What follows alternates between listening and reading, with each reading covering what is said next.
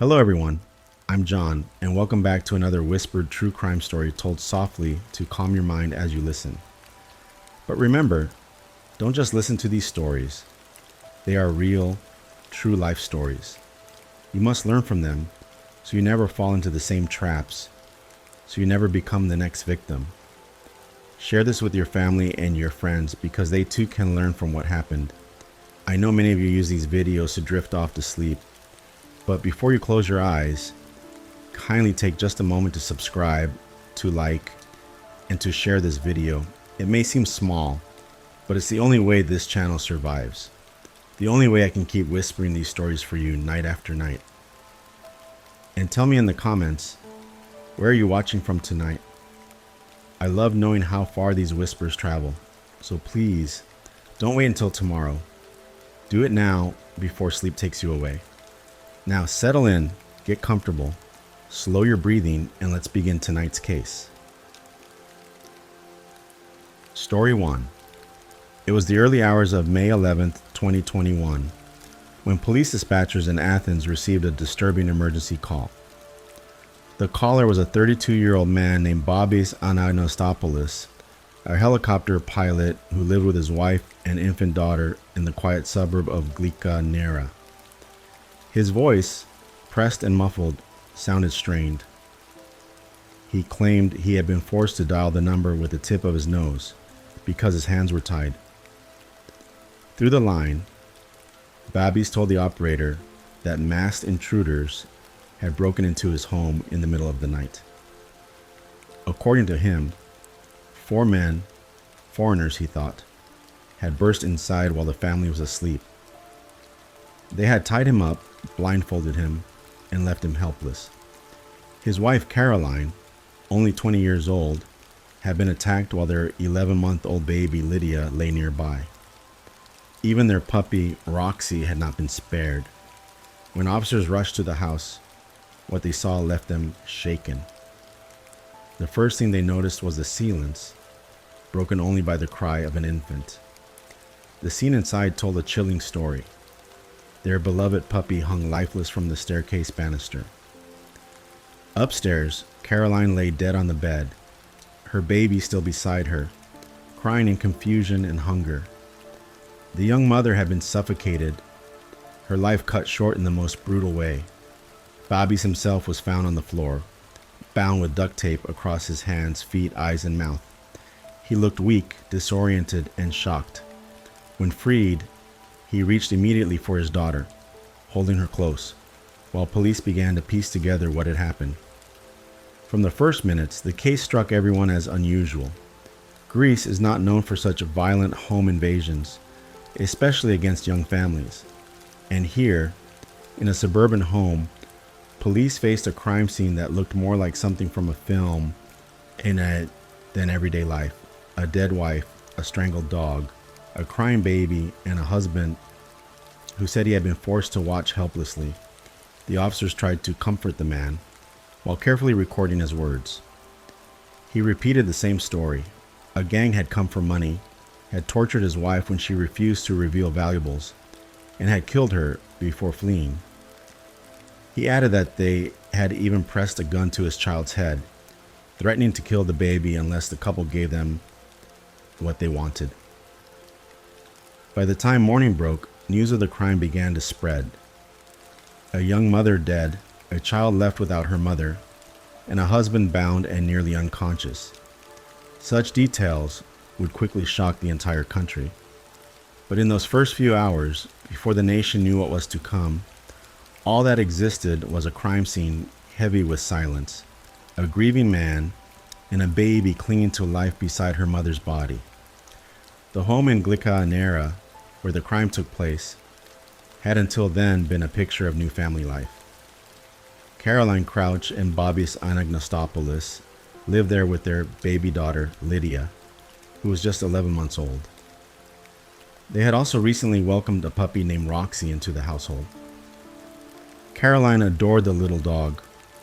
She had rescued it from the streets, determined to give it a safe home. That act of kindness showed much about her character.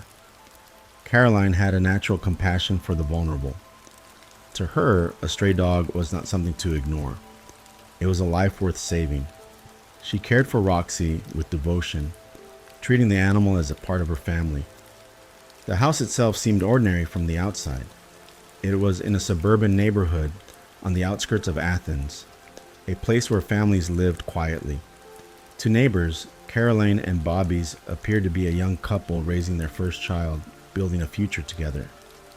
He was a trained aviator working as a helicopter pilot. She was a student, bright and ambitious, with her life still ahead of her.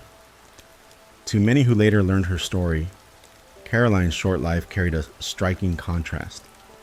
She had been surrounded by beauty and opportunity, yet it ended in violence inside the very place where she should have felt safe. In May 2021, as the investigation began, this picture of the young family, the mother, the father, the baby, and the puppy, would become central to the story. For police and for the public, understanding who Caroline was and what kind of life she lived was the first step in grasping the enormity of what had happened that night. But to truly know her, investigators and journalists would need to go back much further into her childhood, before she ever met Bobby's, before her name became the focus of headlines. Caroline Crouch was born in the United Kingdom in 2001. Her parents, David and Susan, gave her a childhood full of care and opportunity. When Caroline was still very young, the family moved to Greece, where she would spend most of her life. Her father, David, was a retired oil executive. Her mother, Susan, came from the Philippines and worked in the tourism and hospitality business on the island of Alonissos. That mix of cultures shaped Caroline into a bright and adaptable child. Alonissos itself was an extraordinary place to grow up. The island, with its green hills and clear blue sea, offered Caroline a childhood close to nature. She lived in a villa with views across the Aegean, and she was surrounded by beauty every day. But what made her childhood special was not just the environment. It was also her family's love and the opportunities they provided for her. Caroline proved gifted in many areas. She excelled in school and showed a strong academic mind.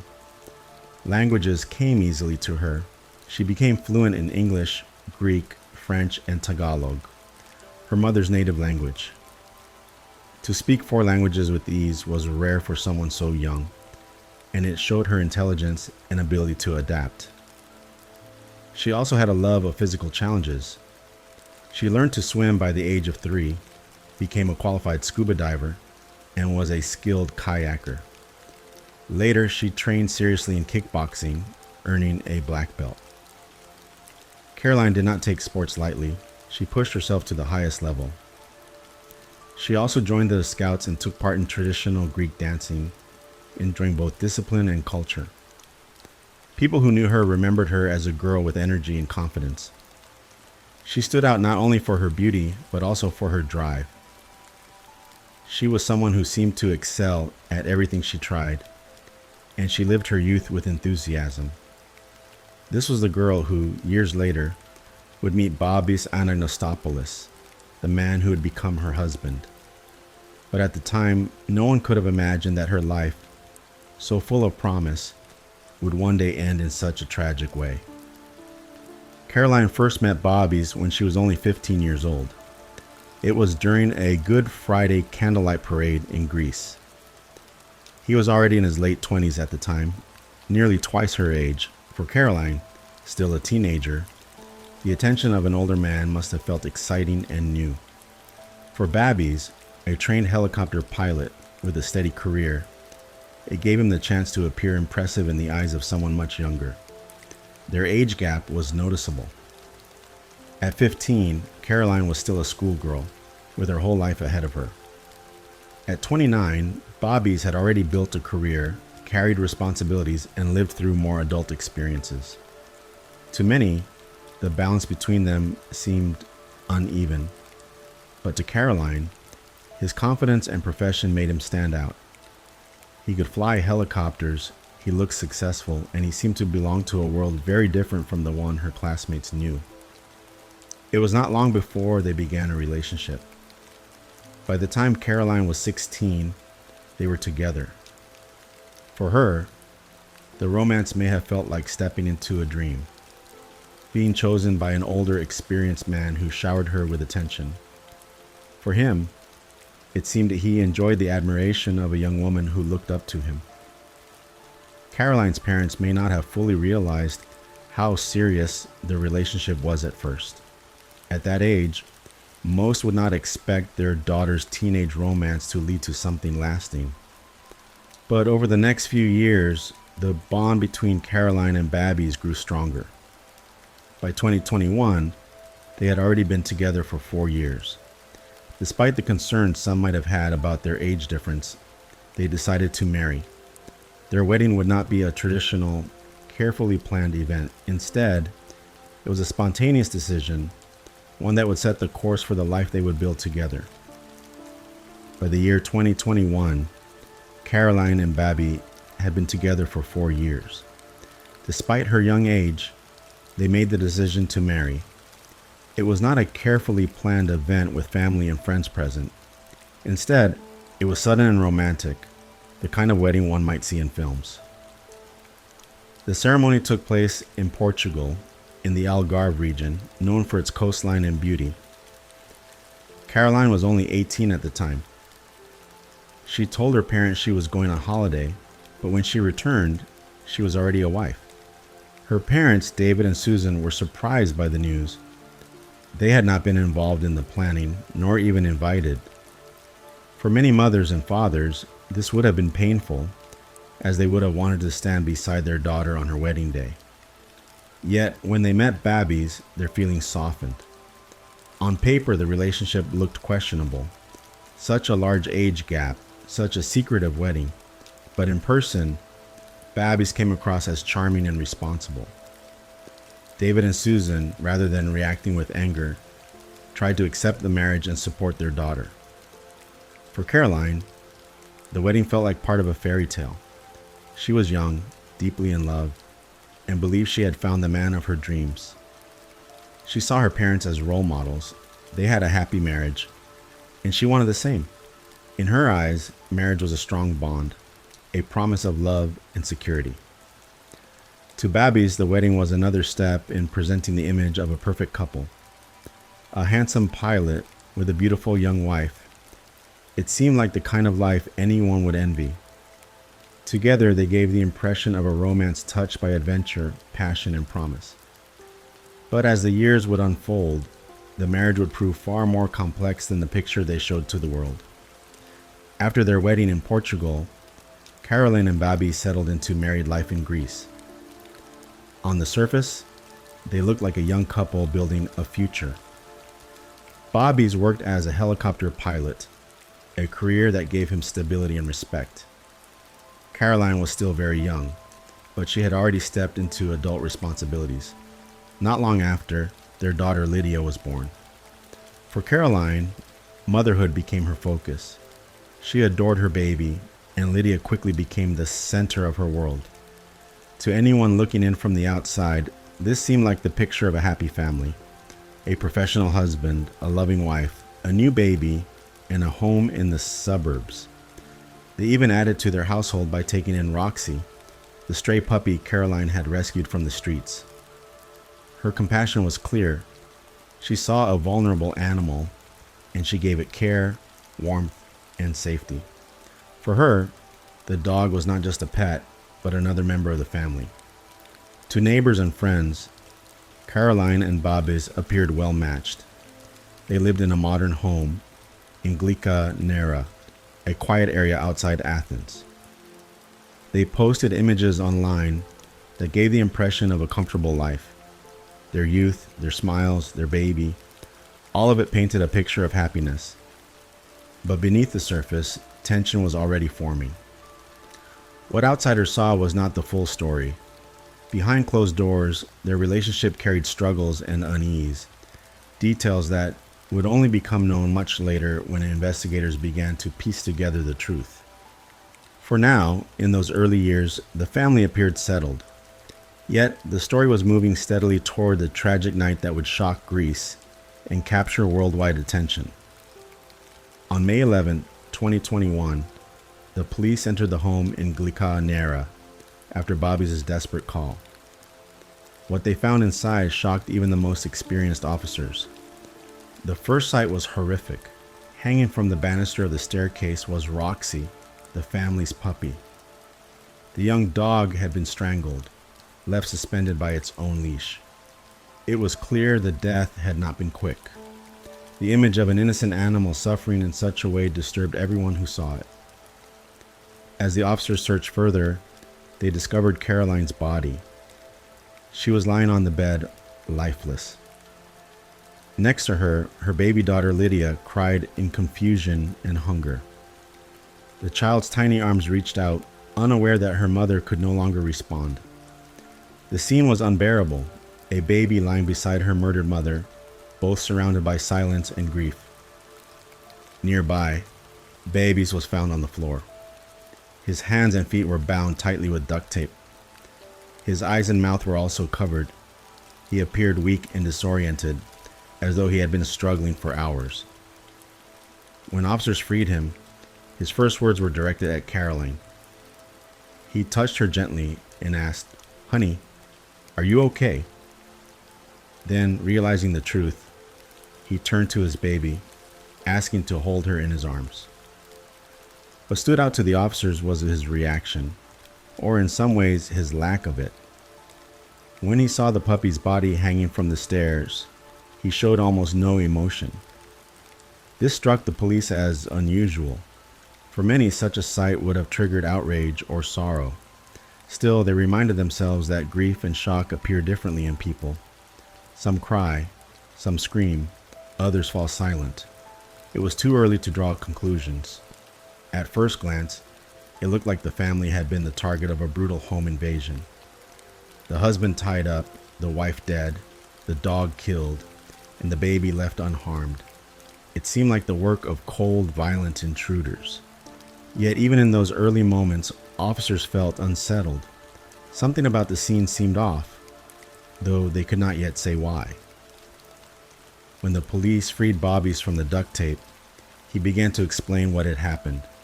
His story was detailed, and he repeated it several times in the same way. He said that around 4:30 in the morning, 3 masked men had broken into the house, while another stayed outside to act as a lookout. He claimed he could not be sure of their nationality, but thought they might have been Albanians or Georgians. They carried weapons and spoke little. According to Bobby's, the intruders tied him up quickly. They bound his hands and feet, blindfolded him, and covered his mouth with tape. He said the pressure around his neck was so tight that he drifted in and out of consciousness. Once he was restrained, they turned their attention to Caroline. He told the police that the men tortured his wife for hours, demanding to know where money and jewelry were hidden. He said Caroline refused to give them what they wanted, and they kept assaulting her. He claimed the men even pressed a gun to the baby's head, threatening to kill little Lydia if the couple did not reveal their valuables. Finally, after hours of terror, he said the intruders strangled Caroline in front of their baby. He described how helpless he felt, lying tight on the floor, unable to stop them. He also said the men killed the family's puppy and hung it from the banister, before escaping with 15,000 euros that had been hidden inside a board game box. Babies told the officers that during the ordeal, he kept shouting for help. He begged them not to harm his wife or child. He said he watched in horror as the gun was pointed first at him, then at Caroline, then at the baby. When he finished speaking, the story painted a picture of unimaginable cruelty. Armed robbers breaking in, a young mother tortured, a baby threatened, and a dog killed. It was a case that seemed almost too violent to believe. But in those first hours, the police had no reason to doubt him. Greece had seen robberies before, but rarely of this brutality. The account left officers shaken, and the media would soon spread the story nationwide. A whole country would soon be watching, horrified, as the investigation unfolded. The news of the crime spread quickly across Greece. A young mother murdered in her own home, a baby left crying beside her, and a husband who said he had been tied up and forced to watch. Such a case was almost unheard of in the country. Greece is not a place where violent home invasions are common. The details of this crime stood out immediately. It seemed organized, merciless, and far beyond what the public was used to hearing. People were horrified that criminals could kill a mother in front of her child, strangle the family dog, and leave a husband bound on the floor. Within hours, the authorities announced a reward of 300,000 euros for information leading to the capture of the gang. That amount was extraordinary.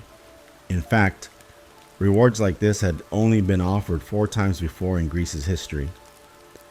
The government wanted results quickly. They wanted the people responsible found before they struck again. Investigators began combing through every detail.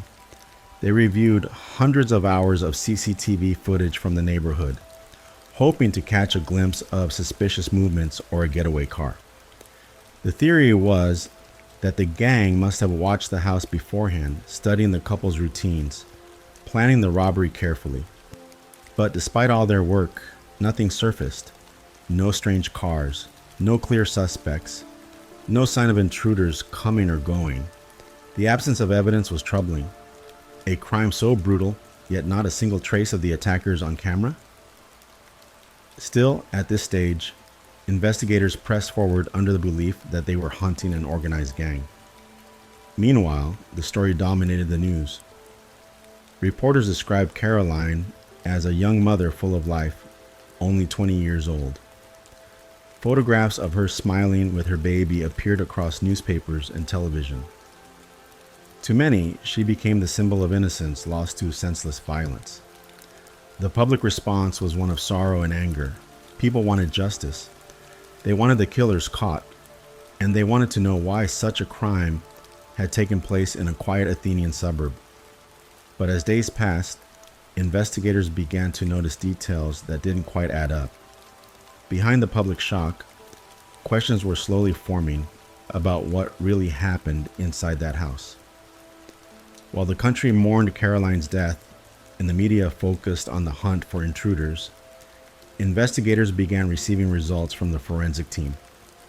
The findings started to raise doubts about Babis' story. The autopsy on Caroline revealed something unusual. She was a black belt in kickboxing, strong and trained to defend herself.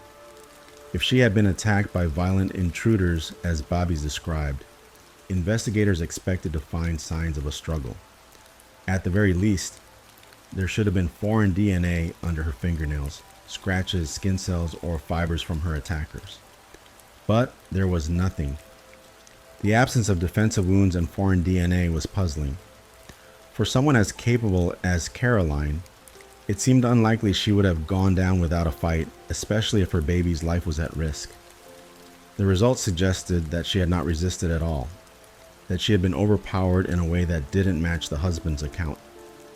Another detail troubled the investigators. Caroline had been strangled with her own clothing. This pointed to something more personal, more deliberate, rather than a robbery gone wrong. The intruders, according to Babis, had already taken money and valuables. They could have left at that point. Why would they stay only to kill her? Why leave the baby alive? Why waste time strangling the puppy? The forensic team's conclusion was unsettling. The evidence did not point to a chaotic robbery. It pointed to intention. Whoever killed Caroline had taken time, had faced no resistance, and had chosen to leave her lifeless beside her baby. This shifted the tone of the investigation. At first, police were chasing a dangerous gang. Now, they began to ask a different question. Was the story of the masked intruders true at all? For 37 days after Caroline's death, Bobby stayed consistent in his version of events. He repeated the same details of the supposed robbery and gave interviews where he appeared as the grieving husband. The country saw him as a victim, a man who had lost his wife and was left to raise a baby alone. Sympathy poured in from everywhere, but the police had begun to notice cracks. They started to look beyond his words, asking questions about the couple's relationship. Friends and professionals who knew them began to describe a different picture. It turned out Caroline and Babbies were not the perfect couple he presented them to be. Their relationship was troubled. They had even been attending therapy sessions. A psychologist had been seeing both of them individually, helping them with marital issues. On the surface, counseling might show maturity and effort to fix problems, but in reality, it confirmed what investigators suspected. The marriage was strained, and Caroline was deeply unhappy. She wanted more freedom. She was young, just 20, with a baby at home. She longed to spend time with friends, to enjoy life beyond the walls of the house. But Babbies resisted. He grew more controlling and more jealous as the months passed. Instead of loosening his grip, he tried to hold her tighter. The night Caroline died, the couple had been arguing. Investigators discovered text messages that showed tension between them. Caroline had even called him stupid in one exchange. More importantly, she had tried to book a hotel room that very night. She was making plans to leave. She also sent a message to a friend saying she was going. The perfect image of a young family attacked by strangers was starting to fall apart. The new evidence suggested something else, that Caroline had been preparing to walk away, and that Babbies had every reason to fear losing her. As investigators dug deeper, Caroline's digital footprint revealed even more about her final days. Her phone became a silent witness, holding pieces of the truth. On the very night she died, Caroline had been active on her device. She exchanged messages with a friend, telling her she was planning to leave. She even searched for hotels nearby, trying to find a place to stay. These details painted a clear picture. She was serious about walking out of the marriage. This was not a sudden impulse. Investigators also discovered that Caroline had been keeping notes and messages for months. She had written about her unhappiness, her sense of being trapped, and her growing frustration with Babbies. She described him as controlling, and she admitted feeling powerless inside the relationship. The digital evidence confirmed what the psychologist had already noticed. Caroline was torn between wanting freedom and feeling bound to the life she had built. She was young, only 20, but she carried the heavy weight of being both a wife and a mother while still trying to figure out who she was. For investigators, these messages were crucial. They showed that the marriage was not stable. They suggested motive. Caroline wanted to leave, and Babbies knew it. At this stage, the picture of intruders breaking in was no longer convincing. Instead, the messages whispered another truth, that the real danger to Caroline was not outside the home, but inside it. Investigators turned their attention to technology inside the house. Phones, watches, and security cameras often tell stories that people cannot hide, and in this case, the devices began to expose the truth. Babbies had claimed he was tied up, unable to move, and drifting in and out of consciousness while intruders terrorized his family. But data from his smart devices told a different story. His phone recorded movement during the hours he said he was restrained. The step counter showed him walking through the house, even moving between the attic and the basement. That was impossible if his hands and feet were bound as he claimed. Caroline's devices also revealed critical information. She had been wearing a biometric watch. It tracked her heart rate and activity. The data showed her pulse stopped hours earlier than the time Babbies told police she was killed. According to the watch, she had died long before the supposed robbery even began. The home security system added more problems for Babbies' story. He had told police the robbers removed the camera's memory card during the attack, but analysis showed the card had actually been removed hours earlier, around 1:20 in the morning, long before the time he said the intruders entered. Piece by piece, the devices contradicted him. The story of masked men torturing Caroline while he lay helpless was falling apart. The technology showed movement when he claimed he was unconscious. It showed Caroline's death happening long before the supposed robbery. It showed the security system disabled earlier than he admitted. The evidence was now pointing in only one direction. The intruders never existed. The danger had come from inside the house. As more evidence was gathered, the investigators reached a turning point. The story of the robbery no longer held weight. Still, they needed a confession, and they needed to confront Bobby's with the facts. By now, Caroline had been buried on the island of Alonisos, the place where she had grown up. At her funeral, Bobby stood as the grieving husband. He gave an emotional eulogy, telling mourners how much he loved her, how she was the joy of his life, and how their daughter Lydia would grow up not remembering her wonderful mother. Photographs captured him holding Caroline's mother in comfort, arms wrapped around her, showing the image of a man broken by loss. But behind the scenes, police had already begun to close in on him. They knew the timeline he gave was false. They knew the devices told a different story. They knew Caroline had wanted to leave him. The breakthrough came on the day of a memorial service for Caroline. Out of respect, police waited until the service ended. Then they acted. As Bobby's left, officers approached. They told him a suspect had been identified. They didn't say who. He believed it must be someone else. But the truth was different. The suspect was him. On the flight back to Athens, he thought he was being taken to help investigators with new leads. In reality, he was being taken in as the prime suspect. When the plane landed, he was arrested. The interrogation lasted hours. At first, Bobby's repeated the same story of the robbery, but under the weight of the evidence, the devices, the messages, the inconsistencies, his story cracked. Finally, he broke down. He confessed. He admitted that there had been no intruders. He admitted that he and Caroline had been arguing that night. He admitted that in a fit of rage, he killed her. And he admitted he staged the entire scene. The tape, the broken window, the dead puppy, just to make it look like a robbery. The case that had shocked the nation with its brutality now shocked them again, but for another reason. The grieving husband, the man seen as a victim, was in fact the killer. During the long interrogation, Fabius finally revealed his version of the truth. He admitted there had been no gang, no armed robbers, and no masked men breaking into the house. Everything he had told police, the media, and even Caroline's grieving parents was a lie. He explained that on the day Caroline died, they had been arguing for hours. Their fights had become more frequent, and this night was no different. Caroline had grown angry, and at one point she pushed their baby off the bed.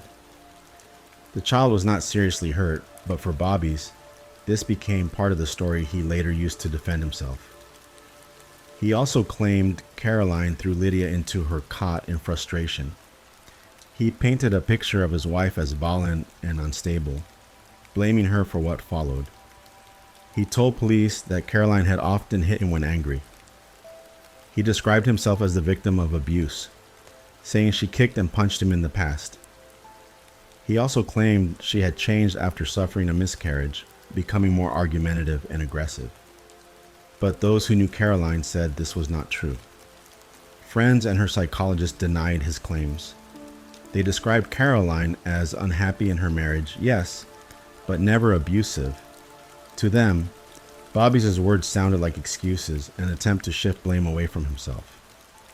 He admitted that on that final night, after yet another argument, he snapped.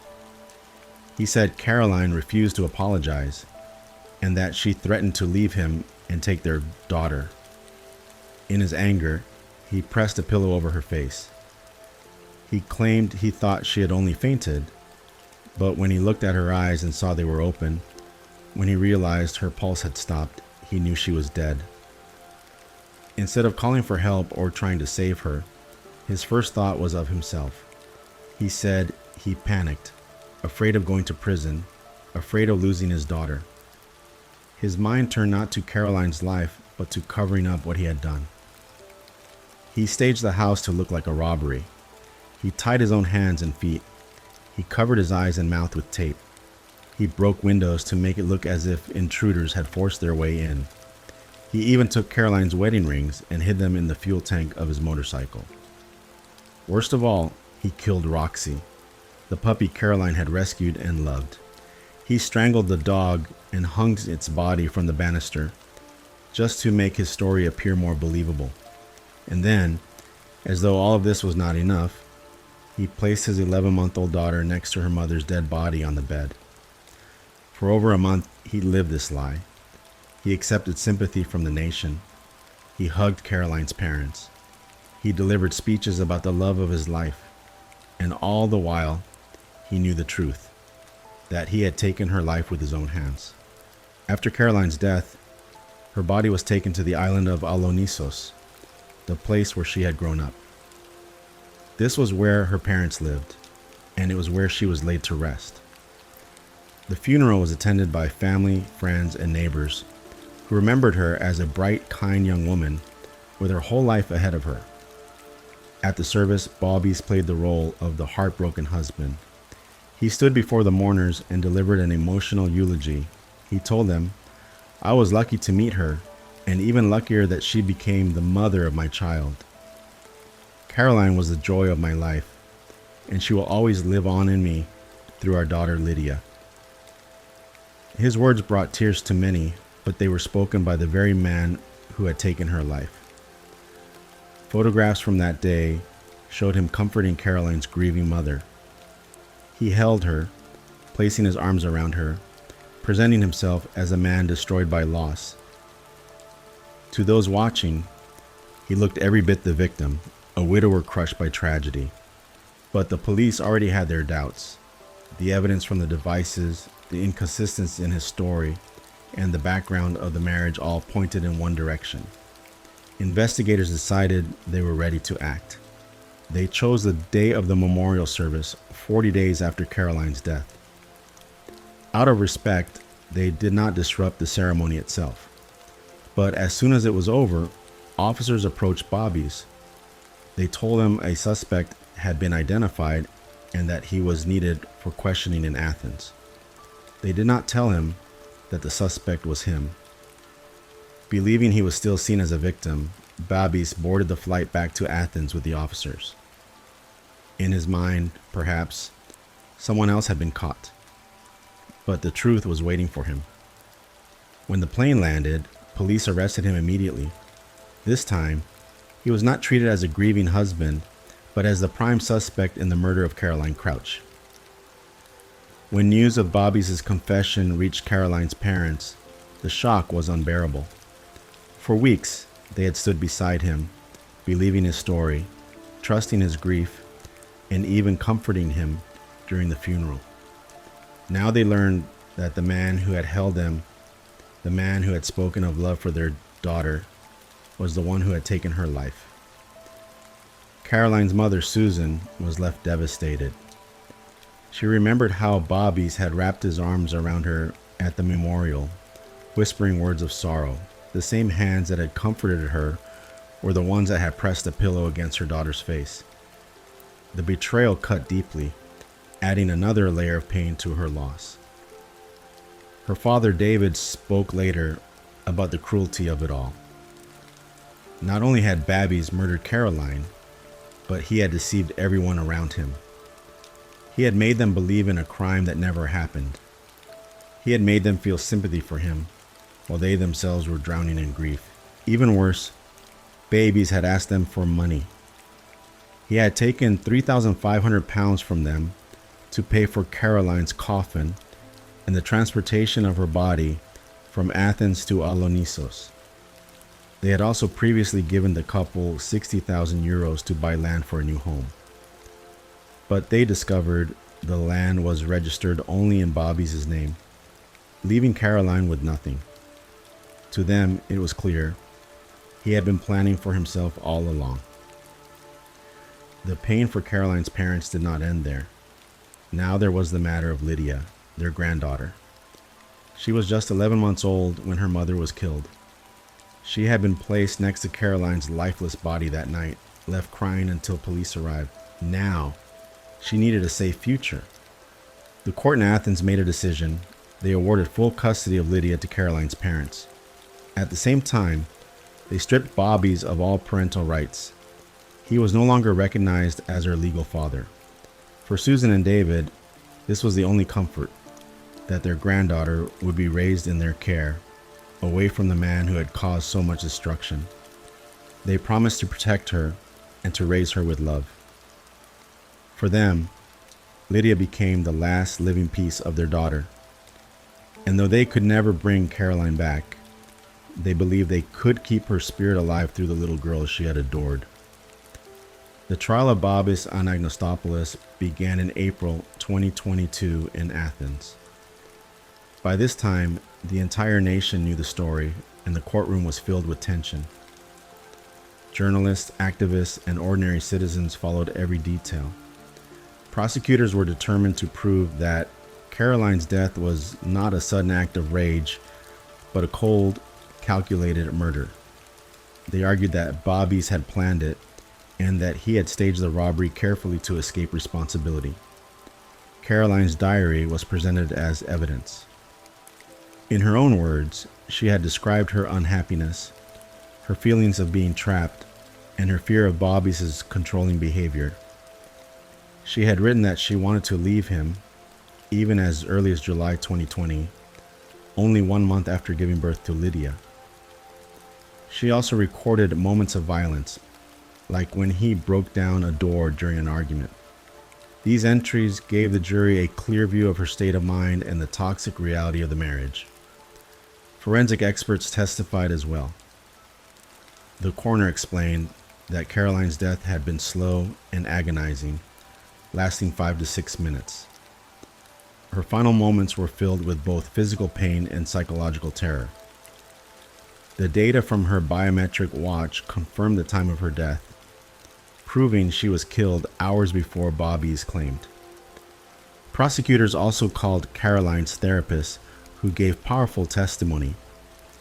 She described Bobby's as manipulative and controlling. She explained that Caroline had felt like a prisoner in her own home, often left without money, without freedom, and forced to travel only with a taxi driver approved by her husband. The therapist said she was not surprised when she learned Caroline had been murdered. She had sensed the danger long before. Animal welfare groups also had a presence in court. They funded legal representation for Roxy, the puppy that had been killed. For them, the cruelty of strangling the dog symbolized the depth of baby's coldness. Women's rights organizations gathered outside the courthouse, holding signs and demanding justice not only for Caroline, but for all victims of domestic violence. When Babbies took the stand, he tried to defend himself.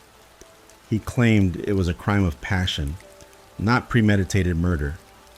He said he lost control during an argument, and he insisted he loved Caroline deeply. But his words carried little weight against the evidence. His tears came when he spoke about himself, not when the autopsy was described. Observers noted that he showed more emotion when talking about being hit by Caroline than when faced with the details of her violent death. Psychiatrists who examined him concluded that he was narcissistic, manipulative, and showed traits of antisocial personality disorder. They said he lacked empathy, struggled with rejection, and wanted admiration for being with a younger woman. Piece by piece, the prosecution dismantled his defense. What he called a mistake, they showed as deliberate. What he called passion, they exposed as control. The trial revealed not only how Caroline had died, but also how she had lived, bright, talented, full of promise, yet trapped in a marriage that turned dangerous. When the trial reached its conclusion, the evidence against Bobby's was overwhelming. The jury and judges listened to weeks of testimony from forensic experts, psychologists, Caroline's therapist, and even Babbies himself. At last, they gave their verdict. Babies was found guilty of premeditated murder. He was also convicted of killing Roxy, the family's puppy, and of perverting the course of justice by staging the robbery and lying to investigators. The tribunal decided he should face the harshest penalty possible. He was sentenced to life in prison for Caroline's murder, with a minimum term of 16 years before he could apply for release. For the killing of the dog and for obstructing justice, he received another 11 years and 6 months. In total, the sentence ensured he would remain behind bars for at least 18 years. He was also ordered to pay a fine of 21,000 euros, roughly 17,800 pounds. When the sentence was read, Bobby showed little emotion. He remained expressionless, just as he had through much of the trial. Observers noticed how cold he appeared, even at the moment his future was sealed. The court's decision recognized not only Caroline's suffering, but also the life of Roxy, the puppy she had saved from the streets. For many in Greece, this was a powerful statement that cruelty to the vulnerable, whether human or animal, would not go unanswered. Babies was sent to Korydallos prison, known as the toughest prison in Greece. The facility is overcrowded and violent, housing dangerous criminals and terrorists. Life there would be far from easy. For Caroline's parents, the verdict brought some measure of justice, though it could never heal their loss. They spoke of their determination to raise Lydia in a loving home, surrounded by the warmth and security that Caroline had always wanted for her. The case had gripped an entire nation, and now it had reached its legal end. But the impact of Caroline's story was far from over. With the trial over and the sentence passed, the case of Caroline Crouch left a lasting mark on Greece. It was not just another crime, it was a tragedy that forced the country to look closely at issues of control, abuse, and violence within relationships. Caroline's parents, David and Susan, focused on raising Lydia. For them, she was now the center of their lives. David described how his wife treated the little girl, out exactly as she had once treated Caroline, watching over her while she slept, playing with her constantly when she was awake, and surrounding her with love. They even let her sleep in Caroline's childhood bed, keeping their daughter's memory alive in the most tender way. Despite their pain, Caroline's parents showed compassion. They told Bobby's parents they could still visit Lydia, recognizing that they too were victims in a different way. It was an act of generosity at a time when anger would have been easier. Outside the family, the case sparked wider change. Women's organizations across Greece protested during the trial, demanding stronger action against domestic violence. Animal welfare groups also gained recognition for ensuring that Roxy's death was formally included in the charges. For many, this symbolized a new awareness that cruelty against the vulnerable, both people and animals, must be taken seriously. Statistics showed that femicides in Greece were rising, and Caroline's case became a symbol of this disturbing trend. Campaigns were launched to encourage victims of abuse to speak out and seek help. The story was compared to other high-profile cases around the world, where men had killed their partners after losing control or fearing rejection. For those who had followed the story from the beginning, the truth remained hard to process. The image of Babbies holding his baby at the funeral, comforting Caroline's mother, and delivering words of love, all while knowing he was her killer, was almost unbearable. Even in prison, Babbies continued to study books on law, hoping one day to reduce his sentence. But Caroline's father made clear his view. His granddaughter would never again be connected to him. He promised to change Lydia's surname so she would not carry the name of the man who murdered her mother. In the end, the legacy of the case was both heartbreaking and hopeful. Heartbreaking because a young woman full of life and promise was stolen in an act of cruelty. Hopeful because her memory pushed people to speak out, to demand justice, and to protect others from suffering the same fate. Caroline Crouch was remembered not only as a victim, but as a bright, talented, compassionate young mother whose story changed a nation. Before we move on to the next story, let me pause here to remind you of something important. Stories like Caroline's are not just for listening at night. They carry lessons that every family, every friend, and every loved one should hear. Too many people suffer in silence, trapped in situations that look fine on the outside but are dangerous on the inside. If you only listen, then forget. This story will fade away. But if you share it with someone close to you, you may help them see the signs. You may help them escape. You may even save a life. Don't keep it to yourself. Let others learn from it. And please, don't forget to support me. Subscribe to this channel, leave a like, and share it with your family and friends. That's the only way I can continue bringing you these true stories week after week. Without your support, this work cannot continue. So before we begin the next case, take a second now. Subscribe, like, share. Do it not just for me, but for the people around you, because these lessons matter. Now, let's move into the next story. Story 2. It was the early hours of a cold December morning in 2016. Neptune City, New Jersey, a quiet beachside town, was still asleep when a phone rang at the local emergency line. The time was 2:46 a.m. A woman's voice came through, calm but uneasy. She told the dispatcher that this wasn't an emergency, at least not in the usual sense. Still, something about what she had seen felt wrong. She explained that while driving home, she had passed the Route 35 bridge. There on the side of the road sat a car that made her uneasy. It wasn't moving. It looked like it had been left behind. The engine was off. The headlights were dark. In the stillness of the night, it seemed out of place. She didn't know if it was abandoned or if someone had simply stopped there. But something about it pulled at her instincts, enough to pick up the phone and call for help. The dispatcher listened carefully.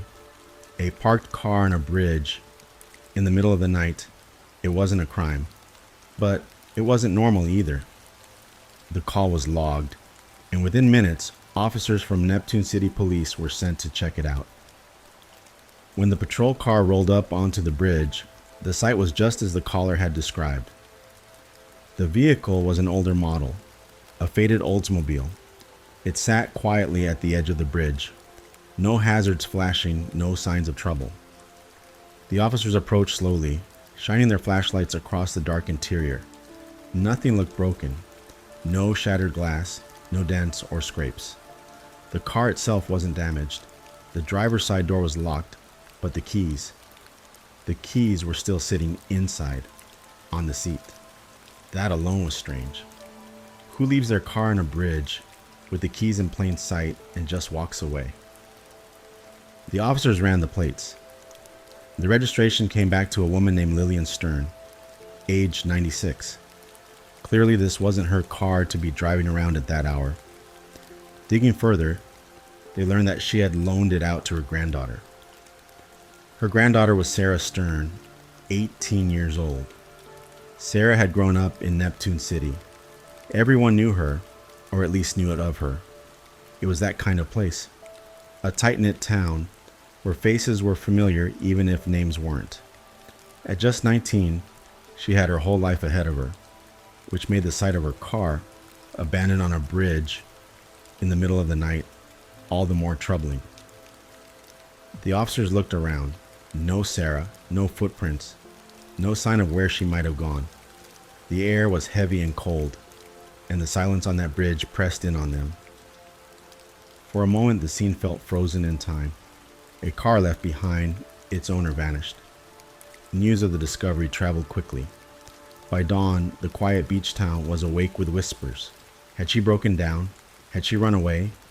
Or had something much darker happened on that bridge?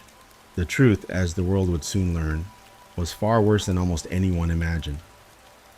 As the sun began to rise over Neptune City, the story of the abandoned Oldsmobile on the bridge spread through the small community. But for one man, the news came in the most unsettling way imaginable. Sarah's father, Michael Stern, was not at home that weekend. He was in Florida with his girlfriend, enjoying a short vacation at Disney World. It was supposed to be a break from routine, a rare moment of rest. But in the middle of the night, his phone rang. Half asleep, he answered. On the other end of the line, a voice asked if he knew anything about an Oldsmobile. Still groggy, Michael confirmed that, yes, his daughter drove one. Before he could ask more, the caller hung up. Confused, he checked the number. It traced back to the Monmouth County Prosecutor's office. His heart sank. Prosecutors don't call in the middle of the night without reason. Something was wrong. And soon, he would learn the truth. Sarah's car had been found abandoned on the Route 35 bridge. Michael tried to stay calm. Maybe there was a simple explanation. Maybe she had broken down. Maybe she was with a friend. He grabbed his phone again and called Sarah's number. It rang and rang, but she didn't answer. With each silence, his fear grew stronger. Panic replaced confusion. Michael wasted no time. He and his girlfriend got in their car and began the long drive back north. 16 hours on the road, every mile filled with questions he could not yet answer. Where was Sarah? Why was her car left behind? Why wasn't she picking up her phone? While Michael made his way back to New Jersey, detectives went to the Stern home. Sarah and her father lived together in a modest house, not far from the water. When officers arrived, the first thing they noticed was unusual. Lights had been left on inside. The back door was unlocked. They stepped inside carefully, body cameras recording their every move. The footage showed what they saw in real time. The rooms, the questions they asked each other, every detail preserved. To investigators, this kind of footage was priceless. It meant there would be no guessing later, no gaps in memory. What they saw, the camera saw too. At first, nothing inside seemed out of place. No signs of forced entry, no struggle, no broken glass. Everything appeared ordinary, until they came across Sarah's dog. Buddy, a small and loyal companion, was found locked inside his crate. He had no food, no water. His frightened whimpers filled the otherwise quiet house. That discovery unsettled the officers. Sarah adored Buddy. Friends and neighbors knew she treated him like family. It was unthinkable that she would simply leave him behind without care. And if she had planned to go somewhere, why would she lock him up in such a state? That detail alone whispered of something darker. Meanwhile, as officers searched, they began reaching out to people who might have seen Sarah in the hours before her disappearance. Their first stop was with Robin Draper, a neighbor and the mother of one of Sarah's close friends. Robin told police that she had, in fact, seen Sarah earlier that very day. She remembered Sarah arriving at her house with another friend, Liam McAtasney. Sarah had made an unusual request. She asked Robin if she could leave a box of belongings in her care. Inside were items that had belonged to Sarah's late mother, who had died of cancer 3 years earlier. It was a strange request, but Robin hadn't pressed. She agreed to hold onto the box for as long as Sarah needed. To Robin, Sarah seemed calm, even peaceful when she left. Nothing about her behavior screamed of despair. But when detectives asked if she believed Sarah might have died by suicide, Robin hesitated. She admitted that Sarah had seemed at rest, perhaps too much so. Confusion deepened. Was Sarah preparing for something? Was the box a goodbye, or simply an attempt to preserve memories? Detectives pressed forward. After leaving the Draper home, they moved on to speak with two young men who knew Sarah well, Liam McAtasney and his roommate, Preston Taylor. The clock had barely ticked past 4 a.m. when officers knocked on their door. Liam answered, cooperative and calm. He let the police inside and sat with them as they asked their questions. Liam explained that Sarah hadn't had the easiest home life. He told detectives she and her father argued often. He painted a picture of a young woman under stress, struggling with depression, even showing self-destructive behavior. To detectives, this added weight to the theory of suicide, an abandoned car, conflicting accounts of Sarah's state of mind. Now, two different people had suggested she might have been depressed. Still, doubt lingered. Suicide might have been the simplest explanation, but the simplest explanation is not always the right one. Detectives now had two key things in hand: Sarah's car, abandoned on the bridge, and witness statements pointing in different directions. Some said she had been restless, weighed down by family arguments, even showing signs of depression. Others believed she was calm, happy, and focused on her future. These contradictions made the investigation harder. Police needed clarity, but instead, every person they spoke with seemed to add a new layer of confusion. Liam, Sarah's longtime friend, had already told them about her supposed struggles. He repeated that she wasn't happy at home, that she had been fighting with her father, and that she might have been thinking about ending her life. But then, other evidence suggested something else entirely. According to Liam, Sarah had talked about wanting to leave town altogether, not to disappear forever, but to start fresh somewhere new. He said she had even spoken about moving to Canada, a place she had grown fond of after visiting for YouTube conventions. This idea of escape didn't sound like despair. It sounded like planning. Police took his words seriously. If Sarah had really wanted to run away, maybe the abandoned car was part of it. Maybe she left it on the bridge as a cover. Maybe she was already far from Neptune City. Still, one detail pulled against that theory. Sarah had left behind her passport and her social security card. Those were the very things she would need if she was planning to start a new life abroad. The picture wasn't fitting together. Detectives looked closely at Sarah's last known day. Liam explained that when Sarah's father was away in Florida, he and Sarah had spent time together at her house. They played video games, ate fast food, and relaxed like old friends. In the afternoon, they drove to Taco Bell, something they did often. On the way back, they stopped by Robin Draper's house. That was when Sarah left the box of her mother's things. To Liam, none of it had seemed unusual, just another day. Afterward, around 4:30 p.m., Liam said he left Sarah's home to go to work. He was waiting tables that evening at a local steakhouse called Brennan's. He worked his shift until 10 p.m., then went home for the night. Police checked his story. Security cameras confirmed he had indeed been at Taco Bell with Sarah earlier.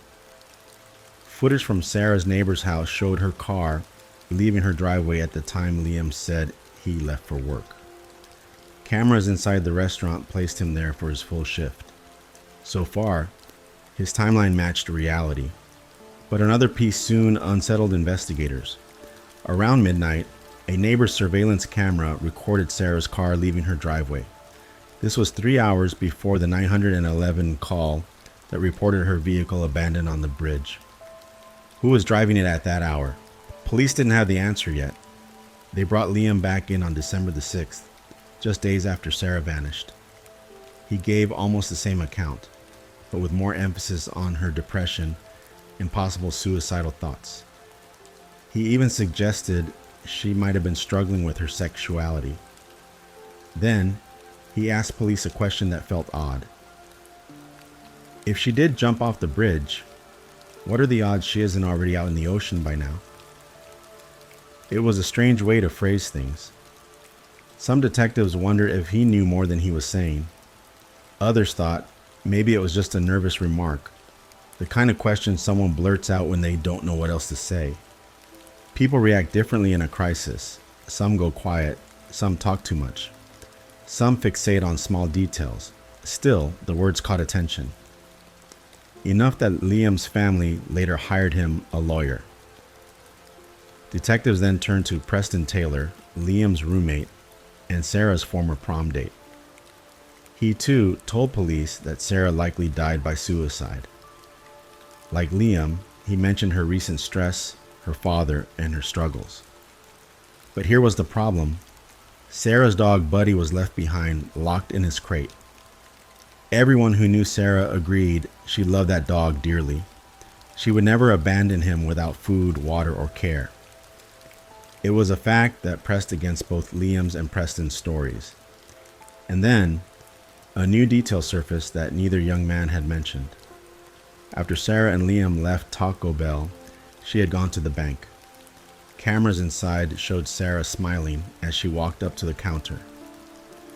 Tellers remembered her clearly. They said she seemed in good spirits, her behavior completely normal.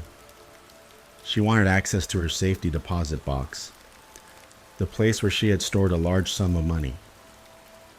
The truth was that months earlier, Sarah had stumbled upon a shoebox filled with cash in her family's second home. The money had belonged to her late mother. Some of the bills were old, fragile, even stuck together, but it was still money.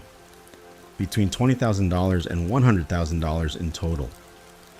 Sarah had kept most of it in the bank's safety deposit box, using only a portion. On that day, December 2nd, she withdrew some of it.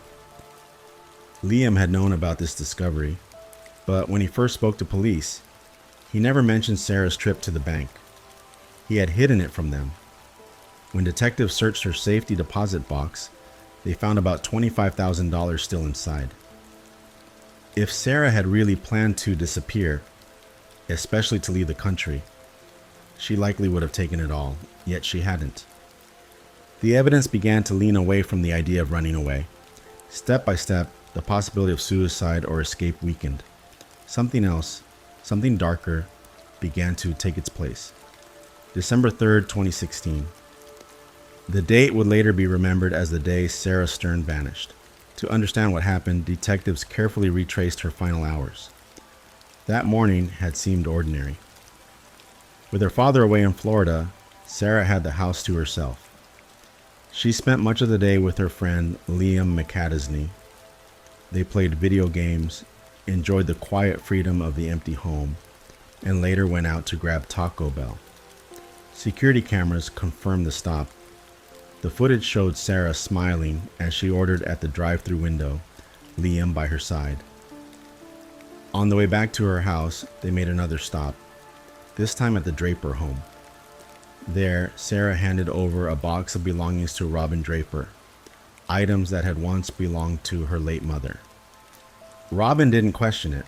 She agreed to keep the box safe for as long as Sarah wanted. But that wasn't all Sarah did that day. At some point in the afternoon, she went to the local bank. Cameras showed her walking in, alone, calm, and cheerful. She spoke with the tellers, who later recalled she was in good spirits. Sarah requested access to her safety deposit box, where she had stored the old cash she discovered months earlier in her family's second home. She withdrew some of the money that day. The bank employees noticed nothing unusual. To them, she looked like a young woman handling her personal affairs. Nothing in her expression suggested sadness or despair.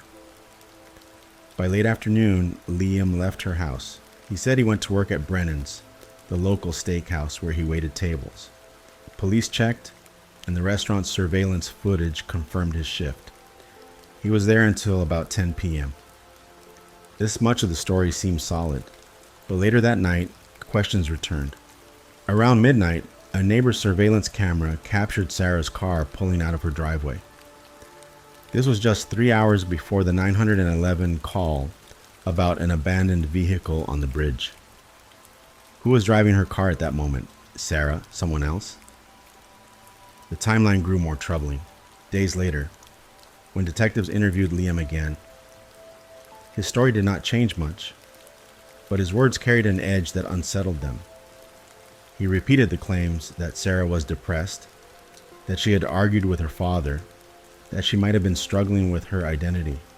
Then, without being asked, he raised a chilling thought. If she did jump off the bridge, he said. What are the odds that she isn't already all the way out in the ocean right now? The remark struck detectives. Why would a friend phrase it that way? Almost as if he were imagining the scene. Was it guilt? Was it knowledge? Or was it simply the nervous words of a teenager in shock? To Sarah's father, Michael Stern, the suggestion of suicide felt deeply wrong. He knew his daughter, and while no family sees every secret, he believed strongly that Sarah was not the kind of person to abandon her life that way. He had even saved text messages from their daily conversations, proof that their relationship was not as strained as others claimed. Still, investigators couldn't dismiss anything yet. They turned to Preston Taylor, Liam's roommate, and another of Sarah's close friends. Preston told a story that matched Liam's. He too said Sarah seemed depressed. He too believed she may have ended her own life. But one detail kept troubling detectives. Sarah had left her dog, Buddy, locked in his crate without food or water. Everyone who knew her swore she would never do that. For Sarah, Buddy was more than a pet. He was family. The idea of her leaving him in such a state didn't fit any of the theories. And there was more. Sarah had withdrawn money from the bank, but she hadn't taken it all. Nearly $25,000 still sat in the safety deposit box. If she had truly been running away, why leave so much behind? Why not take her passport, her identification, and the cash she would need to survive? Piece by piece, the puzzle of her last day refused to make sense. What began as the simple assumption of a young woman's despair now looked far less certain. If Sarah had not run away, and if she had not taken her own life, then the question sharpened into something far more unsettling. What had really happened to Sarah Stern that night? As the days passed after Sarah's disappearance, detectives continued circling back to one person, Liam McAdesney. He had been one of the last people to see her. He had spent the afternoon with her. He had even been present when she left that box of belongings at Robin Draper's home. His timeline matched the surveillance footage. And yet, there was something about his statements that made investigators uneasy. When Liam first spoke to police, he had focused heavily on Sarah's depression. He talked about her fights with her father. He mentioned suicidal behavior. Then later he added more, suggesting that Sarah had been struggling with her sexuality. None of these details were confirmed by others, but Liam kept repeating them. And then there was his strange remark. If she did jump off the bridge, what are the odds that she isn't already in the ocean by now? It was not the kind of thing most friends would say when their companion had just gone missing. It felt too pointed, too descriptive, as if he had imagined the scene in detail. Detectives couldn't shake the unease it created. Because of this, Liam's family quickly decided he needed protection. They hired him a lawyer. Still, police didn't stop pressing. They turned again to his roommate, Preston Taylor. Preston, who had once taken Sarah to her high school prom, gave a story nearly identical to Liam's. He also believed Sarah had died by suicide, but both young men had left out a crucial detail: Sarah's visit to the bank on the day she disappeared. Security footage showed her smiling, retrieving money from her safety deposit box. Liam had known about this, yet never told detectives. It was a deliberate omission. When investigators finally gained access to that deposit box, they found around $25,000 still inside. That money raised serious questions. If Sarah had intended to run away, why not take all of it? And if she had, as Liam implied, ended her life, why withdraw it at all? The contradictions deepened. Police knew that Sarah had once discovered a hidden shoebox of old bills in her family's second home. The cash had belonged to her late mother, who had passed away 3 years earlier. Some of the bills were worn, fragile, even stuck together. But there had been tens of thousands of dollars in that box. Sarah had told Liam about it. She trusted him with that secret. And now, in the wake of her disappearance, He had concealed that very fact from the investigation. To police, it was becoming harder to see Liam as just another worried friend. But without a body or clear evidence of foul play, the case stalled. Weeks passed with no sign of Sarah, and whispers of suicide still floated through the town. Then, in January 2017, nearly 7 weeks after Sarah vanished, a new voice came forward. It belonged to Anthony Curry, a 19-year-old filmmaker and a close friend of Liam. What he had to say would change everything. By January 2017, more than a month had passed since Sarah Stern vanished. Her car had been left on the bridge. Her father had rushed back from Florida. Detectives had gathered fragments of her last day, but the mystery remained unsolved. Then, almost 7 weeks after her disappearance, a young man named Anthony Curry stepped forward. Anthony was 19, a filmmaker and a close friend of Liam McAdesney. What he told police stunned them. He explained that just weeks before Sarah went missing, around Thanksgiving 2016, Liam had shared an unusual idea with him. Liam described it as a movie concept, but it wasn't like any film pitch Anthony had ever heard. In Liam's story, a person was murdered for money, and the body was disposed of by throwing it off a bridge. At first, Anthony thought it was nothing more than a dark, imaginative plot. He brushed it aside, believing Liam was simply being dramatic or creative. But when Sarah's car was later found abandoned on a real bridge, Anthony's mind began to connect the pieces. Had Liam been serious all along? Was the movie idea not fiction, but a plan? The thought troubled Anthony deeply. Still, he didn't rush to the police. He hesitated, unsure of what to do, until Liam himself began reaching out. According to Anthony, after Sarah went missing, Liam sent him several messages on Snapchat. He wanted to meet. He said he had something important to tell him. Anthony avoided him at first, worried about what might come out if they spoke. But eventually, he found the courage to approach the police with his fears. He told them everything. About the movie pitch, about the bridge, about the messages Liam had sent him. Detectives saw an opportunity. If Anthony was willing, he could help them confirm their growing suspicion. They asked him to wear a wire, to meet Liam in person, and to see if he could draw out a confession.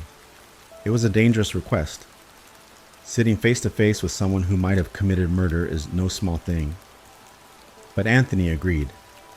He knew it was the only way to help uncover the truth about what happened to Sarah. The trap was set. Soon, Anthony Curry would sit across from Liam McAdesney, and the entire case would change forever. Anthony Curry had agreed to help police. His role was risky, but crucial.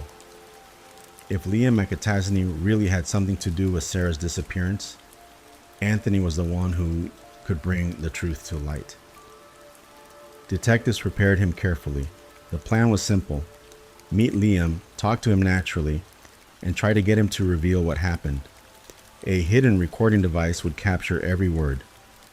The meeting was set for the end of January 2017. Anthony waited nervously in his car, parked near the beach. To calm his racing heart, he turned up his music, trying to steady himself for what was about to happen. Finally, the passenger door opened. Liam slid into the seat beside him. The first thing Liam did was not greet him. Instead, he apologized, but not in the way Anthony expected. He said he was sorry, but he just couldn't trust anyone. Then he reached over and began to pat Anthony down, checking his arms, his torso, feeling for a wire. Anthony's nerves spiked. If Liam found the recording device, everything would be exposed. But the wire wasn't on Anthony's body. It was hidden in the car. After a tense moment, Liam seemed satisfied. Believing their conversation was private, Liam began to talk. He described the plan from the very beginning. It had started the previous summer, after Sarah discovered the shoebox of cash at her family's second home. Liam had learned about it and from that moment, he wanted it for himself. At first, his idea was to get close to Sarah, gain her trust, and then take the money. And for a while, that was all it was. He spent more time with her, played the role of her close friend, until to others they looked inseparable. But in November, the plan changed. He came up with a darker solution. He would kill Sarah and make it look like she had died by suicide. Liam told Anthony how everything came together on December 2nd. With Sarah's father away in Florida, he had the perfect chance. He convinced Sarah to go to the bank, reminding her of her talk about moving to Canada one day. If she withdrew money, she would be ready for that dream, or at least that was the excuse. Sarah went inside the bank while Liam waited in the car. She withdrew part of the money. After they returned home, Liam made his move. He described grabbing Sarah from behind and strangling her. To time the act, he even used a stopwatch on his phone. He said he held on until she stopped breathing. Sarah's dog, Buddy, was there. He saw everything from his crate. Afterward, Liam acted as if nothing had happened. He cleaned himself up and went to work at Brennan's restaurant. During a break that evening, he returned home and told his roommate, Preston Taylor, what he had done. Preston's role, Liam admitted, was critical. He needed him to move the body. While Liam went back to finish his shift, Preston went to Sarah's house. He carried her body outside and hid it in the bushes. Later that night, when Liam's shift ended, the two met up again. Together, they carried Sarah's body back to her car, locking her dog, Buddy, inside his crate. They placed her in the passenger seat. Liam drove her car, while Preston followed in his own. Their destination was the Route 35 bridge. When they arrived, they waited until the coast was clear. Then, working together, they lifted Sarah's body and dropped her over the railing into the dark waters below. Afterward, they turned their attention to the money. Liam admitted he had expected a fortune, maybe as much as $100,000. But when he finally opened the safe, disappointment hit. There was only about $10,000 inside, and the bills were so old and damaged he doubted they could even be used. He told Anthony he was frustrated, not guilty, not remorseful, just disappointed. The conversation lasted about 20 minutes. Every word was captured by the hidden recording device. Detectives listened in real time. They had what they needed, a full confession. For investigators, it was the break they had been waiting for. But a confession alone was not enough. They needed Preston to talk, and soon he would. The day after Liam's chilling confession was caught on tape, detectives turned their focus to Preston Taylor. If Liam had spoken the truth, then Preston had been right there helping him. They brought Preston into the station. This time, they didn't circle around the subject. They asked him directly, "Did Liam kill Sarah?" The question broke him. Preston caved almost immediately.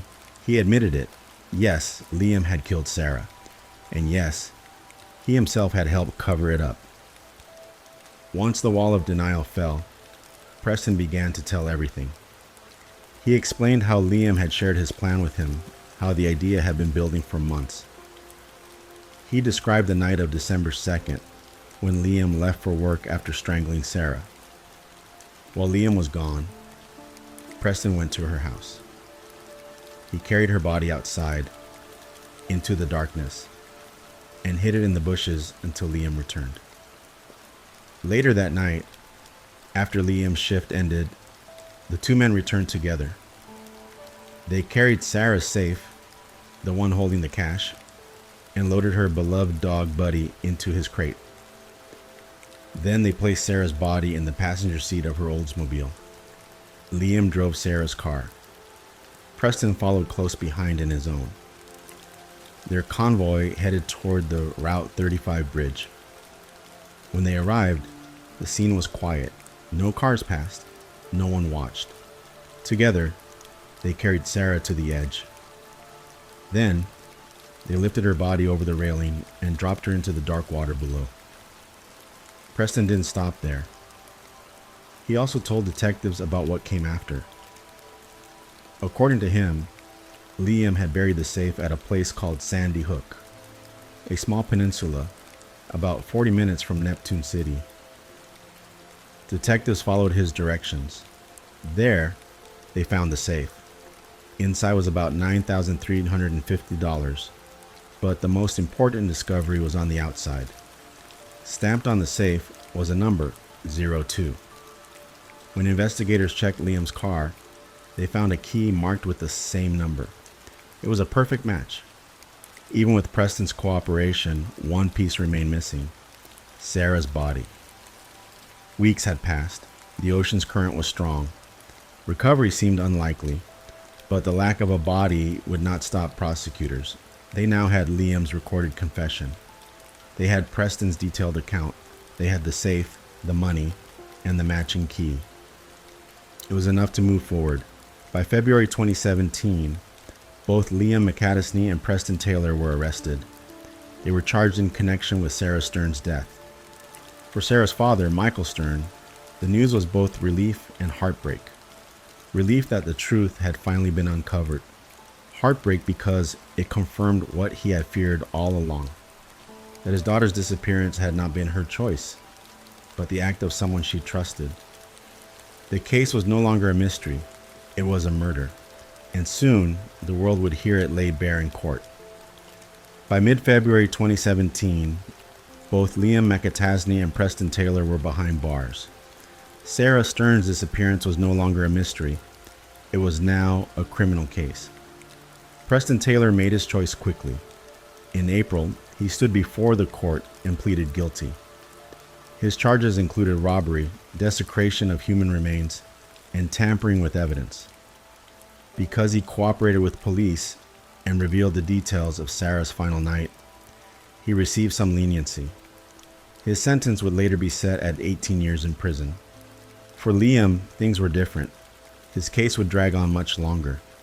It took nearly 2 years before his trial began. It finally opened on January 23, 2019. In those years of waiting, Sarah's family had to live with the painful knowledge of what had happened while still having no body to lay to rest. When the trial began, Liam pleaded not guilty. His defense team tried to twist the facts. They argued that the confession he gave to Anthony Curry, the one recorded on camera and audio, was nothing more than a performance. They said Liam had been acting out a script for a possible movie, not describing a real murder. They leaned heavily on the fact that there was no body. They claimed that without physical evidence, there was reasonable doubt. They tried to keep alive the old phrase, "no body, no crime." But the prosecution came prepared. Their strongest weapon was Preston Taylor. On the stand, Preston described in detail how Liam had planned Sarah's murder for months. He explained how they had even purchased walkie-talkies to use on the day of the crime. He admitted he himself had almost backed out, but Liam pushed forward anyway. Then came the emotional heart of the trial. Sarah's father, Michael Stern, testified. He told the court how Liam had lied repeatedly about Sarah's supposed depression and her relationship with him. Liam had tried to convince police that father and daughter were at odds, that their bond was broken, but Michael showed otherwise. He presented text messages between himself and Sarah. The messages were warm, casual, and filled with everyday love.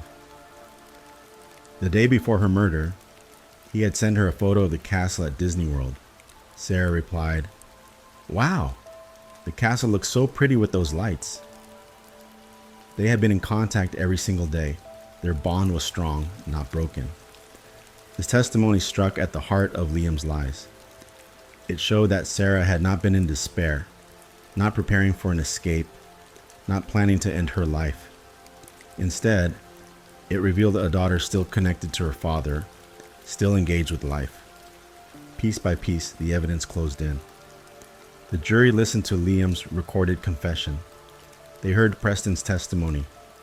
They saw the safe with the matching key. They read Sarah's messages with her father. On February 26, 2019, the verdict came.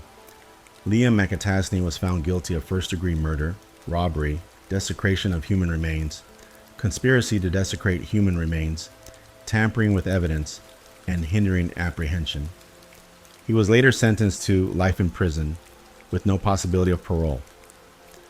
When the guilty verdict was read on February 26, 2019, Sarah Stern's family finally had an answer. The young woman who had vanished one winter night had not run away. She had not taken her own life. She had been murdered by someone she trusted, and now justice had spoken. But even with the conviction, there remained an absence that could never be filled. Sarah's body had never been found. The currents of the ocean had likely carried her far from Neptune City. Her family would never have the chance to lay her to rest. This reality is the painful heart of no-body homicide cases. Families are left without the comfort of physical closure. They are asked to trust in evidence they cannot see, the testimony of witnesses, the weight of circumstantial facts, and the strength of recordings. For many, that feels incomplete, but Sarah's case proves something important. No body does not mean no crime. In fact, statistics show that no-body cases often have higher conviction rates than other homicide trials. Former prosecutors have explained why. Without physical remains, detectives are forced to build their cases carefully, piece by piece. Every witness matters. Every timestamp, every surveillance video, every message is placed under the sharpest focus. That is what happened here. Liam's taped confession, Preston's detailed account, the safe recovered at Sandy Hook, the matching key in Liam's car, the text messages between Sarah and her father. Together they painted a picture so clear that the jury could not look away. For Sarah's father, Michael Stern, the verdict brought some measure of justice, but also a lingering grief. His daughter's life had been stolen. Her dreams, her laughter, her art, all silenced by greed. For investigators, the case was a reminder of perseverance. Even without a body, they had proven the truth. And for the public, it carried a larger message. Families of the missing often hear the same doubts repeated. Where's the body? Have you found it yet? These questions can be crushing, as if the absence of a body means the absence of a crime. But Sarah's case stands as proof that hope remains. Evidence can still speak. Justice can still be served. The story of Sarah Stern is tragic, but it carries this truth. Sometimes, even when the sea keeps its secrets, the law can still deliver its answer. When the trial ended and the sentence was given, the courtroom closed on one of Neptune City's darkest chapters. But for those who loved Sarah, and for advocates of the missing everywhere, her story carried a larger meaning. For many families, the words "no body" bring despair. Again and again, they are asked the same questions. Where is the body? Has it been found? Do you know what happened? These questions can reopen wounds, making it feel as if justice is impossible without physical remains. But Sarah's case proved otherwise. Her story showed that circumstantial evidence can be powerful. It can lead to the truth. It can convict. It can bring a murderer to justice, even without the final piece everyone longs for. For those who have never lived through such a tragedy, it is natural to think only of the body, to look for physical proof. But for families like Sarah's, and for others still waiting for answers, hope must live elsewhere, in the strength of investigation, in the courage of witnesses, and in the dedication of those who refuse to give up. Her case became part of a broader effort to raise awareness about missing persons. During the month of May, advocates reminded the public of these difficult truths. They spoke about the misconceptions surrounding no-body cases and highlighted the importance of evidence that cannot be touched, but can still speak. For Sarah Stern's memory, the lesson is clear. No body does not mean no hope. It means that even when someone tries to hide the truth, justice can still find its way through. It means that evidence, whether a confession, a witness, or even a single piece of property, can be enough. Sarah's story ends in tragedy, but it also leaves behind this message for families still fighting. The absence of a body does not erase the crime, and it does not erase the possibility of justice. As Sarah Stern's case came to a close, the story left behind not only justice, but also an important reminder. For families still searching for their missing loved ones, the fight is never easy. When someone vanishes, the world often demands physical proof. People ask again and again, "Where's the body? Was it found? Do you know how they died?" These questions can feel endless, and they can weigh heavily on those left behind.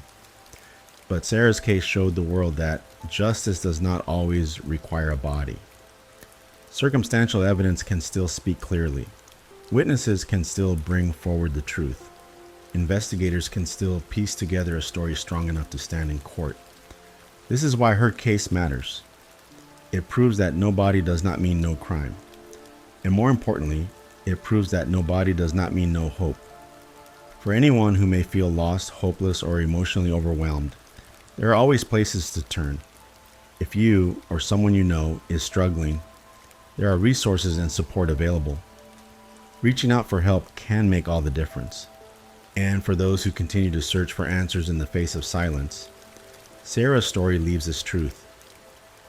Even when someone tries to erase a life, even when evidence is hidden, justice can still find a way forward. Her memory lives on in that lesson. Before you drift off tonight, don't forget this. Stories like Sarah's are not only for listening, they carry lessons.